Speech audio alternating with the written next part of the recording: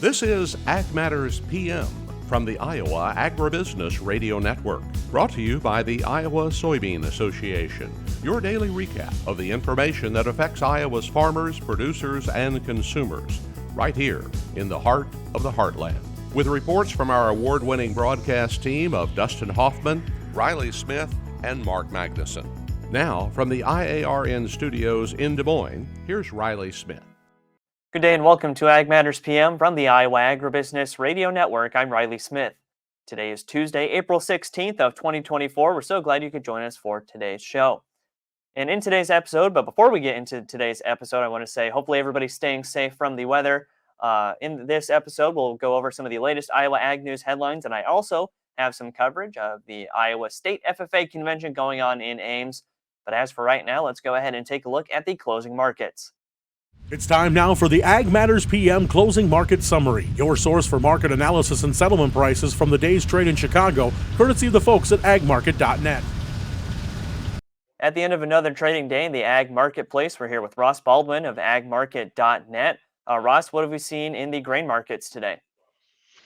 Hey, Riley. Pretty risk-off day across the grain markets today. Corn was 1 to 3 lower for the most part. The wheat market was pretty similar to the corn market. It was 1 to 3 lower as well. The soybean market was really the one that took it on the chin the hardest.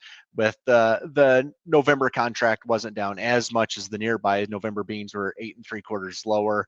They ended the day at 11.58.5, and the nearby July was 11 3/4 lower, ending the day at 11.60 1/4. So just a rough day for the most part across the grain markets. And then with the weather today, we've seen a good amount of rain coming across most of Iowa. Now, in planting season, obviously, that's going to delay a little bit, although we just started planting. But seeing that rain right now and just kind of help out the soil, could we see some positive impact to the markets from that? Yeah, I think the weather and the rains that are moving across the Corn Belt here, you got the decent amount of the Corn Belt has received really good rains, which is just putting some pressure, I think, on the markets. There's just not a whole lot of bullish news to trade in this market, and you got to manage money crowd that they've been short the grain complex, and we've seen them cover into that short along the way over the last couple months. Just we've had some spots where we've had some rallies, they've covered into that position, but as a whole they seem just content to keep this short position. And I think the moisture that we're getting as the drought eases across the Corn Belt, I mean, there's still spots that need more moisture, but as a whole the drought has eased from where it was, and I think it leads the managed money crowd just to be content and press on the short side until something dramatically changes or we get some more bullish news thrown at this market than what there is. But just with where the market is today, there's just not a whole lot of bullish news to drive this thing.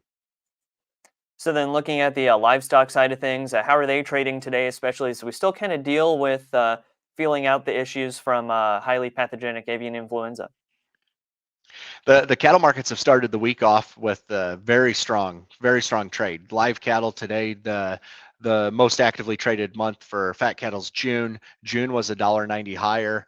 We ended the day at 175.72.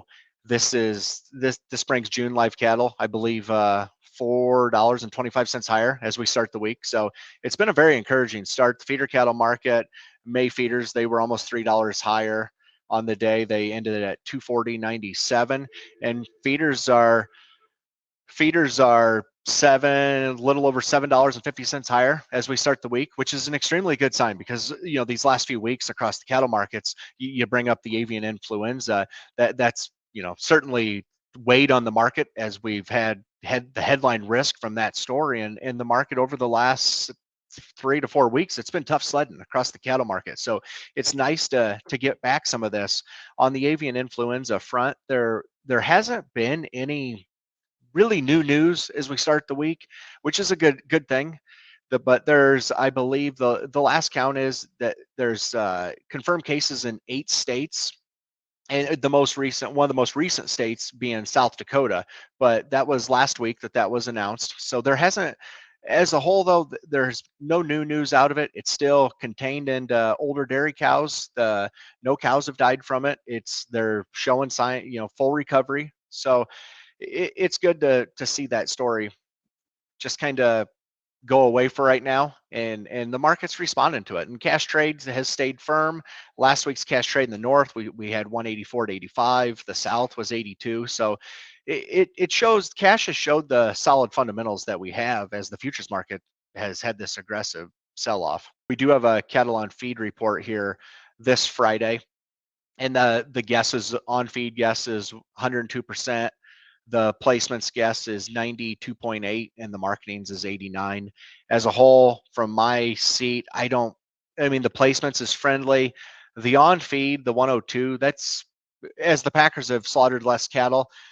That number, it's a little on the negative side, but I think you got to look at what the cash market's done and how strong cash has been, and see that I don't think that on feed number is really that negative when you just as negative as optically you'd see a 102 be, given what cash has done and the firmness that it's had. All right, Ross, lots of great information today. For those of our listeners who would like to get in touch and learn more from the folks at agmarket.net, how can they do that? You can reach me at our office here in Anthon. Our number is 712-373-3276, or you can find any of the ag market brokers at agmarket.net. Thanks again for joining us, Ross, and we look forward to getting more great market analysis soon. Thanks for having me, Riley. That again was Ross Baldwin of agmarket.net. Let's take a look at how the numbers closed through the market window at iowaagnet.com. May corn down half a cent at $4.31 even. May soybeans down 13 1/4 at $11.45 even. May soybean meal down 3.20 at $3.35.30. Soybean oil down 56 cents at $44.91. Chicago wheat down 2 even at $5.49 3/4. Kansas City hard red wheat up 3 1/2 at $5.87 1/2. Minneapolis spring wheat up 1 1/4 at $6.38 1/4. May oats down 11 3/4 at $3.46 even. On the Merc, June live cattle up 190 at 175.72. May feeders up 297 at 240.97. May lean hogs up 40 cents at 94.72. May pork cutout went unchanged at 101.40. And May class 3 milk up 43 cents at 17.29. And that's been a check of the markets here on Ag Matters PM. We're going to go ahead and take a quick break to hear from our sponsor, the Iowa Soybean Association and the Soy Checkoff. When we come back, I have the latest headlines and a peek into this year's state FFA convention. This is Ag Matters PM. Iowa Soybean Association is driven to deliver for Iowa's 40,000 soybean farmers. We're proud to provide objective agronomic research, a helping hand with soil and water stewardship, and timely industry news powered by the Soybean Checkoff. Learn more at iasoybeans.com. Welcome back to Ag Matters PM on the Iowa Agribusiness Radio Network. I'm Riley Smith. Time now to take a look at the latest Iowa Ag News headlines. Today, the Iowa Environmental Council, Food and Water Watch, and numerous environmental and public health partners petitioned the Environmental Protection Agency to take action to protect Iowans from unsafe drinking water. The petition calls for immediate action under the Safe Drinking Water Act to remediate nitrate contamination in Northeast Iowa drinking water sources. The petition highlights nitrate concentrations above 10 milligrams per liter in drinking water, which is the federal limit as established by the EPA, and documents that thousands of private well tests and some public water wells have regularly exceeded that concentration for years. The groups filed the petition with the EPA following the state's Environmental Protection Commission adoption of rules for animal feeding operations, or AFOs, that rejected a request to increase drinking water protections. The commission adopted the rules at their meeting on April 16th, despite formal and public comments from Iowans criticizing the rules for not protecting water quality. And in other news, of course, as I mentioned earlier, the 96th annual Iowa FFA convention is going on right now. Members across the state have been celebrating success as they gathered at Iowa State University's Hilton Coliseum in Ames. The Iowa FFA Leadership Conference is one of the largest of its kind in the National FFA organization and runs through today. The annual conference provides agricultural education students the opportunity to participate in leadership and career development event competitions, be recognized for accomplishments in events during the past year, become inspired by motivational speakers, interact with college and business professionals, and develop leadership skills. Chapter delegates and Iowa FFA officers also conduct the annual business session, to make decisions for the student-run Iowa FFA Association. Students are also engaged in a service project with Meals from the Heartland. Several exciting guests have been at the 2024 Iowa FFA Leadership Conference. Keynote speaker Nick Sunshine Tokman from Discovery Channel's Deadliest Catch and National FFA Central Region Vice President Kenyon Huntington have addressed the conference. State officers from 8 other states are also in attendance, presenting various workshops and interacting with FFA members from Iowa. The Iowa FFA Leadership Conference is presented with support from the Iowa Farm Bureau Federation through the Iowa FFA Foundation. I was at state convention yesterday and had the chance to visit with Andy Zehr. He's with Iowa State University Student Services. State convention is obviously a great time to visit with and potentially recruit tomorrow's ag leaders. And I talked with Andy about the opportunities for both the students and the university itself. So we are here at Iowa State University in the Sheeman Building. Of course, this is Iowa FFA Convention Week. Talking with Andy Zehr, Student Services at Iowa State University. Andy, as you know, every year now we're talking about a FFA convention and having all the kids out here. Of course, always a great time to have those members out, right? Oh, exactly. This is the best time of year for us to have a lot of students on campus getting used to what the field of agriculture has to offer, especially in higher ed. Getting them into some facilities maybe while they're on campus, getting them competing and meeting other FFA members. So it's a great networking opportunity and a great way to celebrate agriculture. So of course, I think a big thing just from physically looking at campus is there's a lot of change right now. I mean, you get off the interstate, you can see the new vet diagnostics lab. You get to the parking lot and the whole main parking lot has been uprooted for new renovations there. I mean, you can see the new parking lots there as well. So, like you said, a great time to have these students here because lots of, new and improved things are going on here at Iowa State. Oh, 100%. Yeah, there's always something cooking up, I think, on campus. And I think for a lot of our FFA members, it might be their first time to campus or it might be their third, And the same thing goes with our alumni who are agricultural teachers on campus. It's always great for them to re-familiarize themselves with what we have to offer, and it can help them to bring some of that into the classroom as well. Right, and just having all those students, like you said, on campus, we always talk about the future leaders of the ag industry. That's those FFA members, and to have them on campus. We're here at one of the top ag schools, if not the top ag school in the country. I mean, they're getting hands-on experience, which is huge in FFA, of seeing exactly what it's like here, the facilities, and what the university has to offer. Yeah, 100%. Again, that's the goal, is to get them here, get them experiencing some things, and then building on that experience to build some confidence, some leadership skills, some communication skills. They really get to accomplish all of that, and FFA is just the introduction to that. It's the initial entry point, but if they liked FFA, they're going to love their Iowa State experience.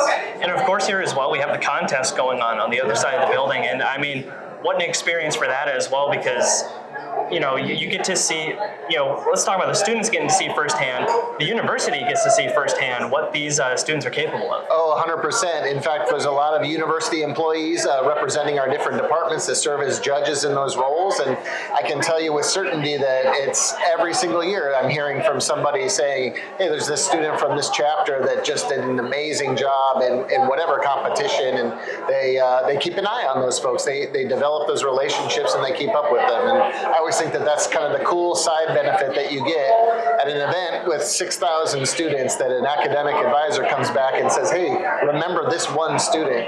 That's pretty awesome. And I'm sure you've seen the impact of FFA through the programs at Iowa State, right? Seeing those students come through. Oh, yeah, for sure. Yeah, a lot of students come in and this was their initial entry point, but by the time they're done with their FFA experience, they're comfortable with campus and they're getting to know it.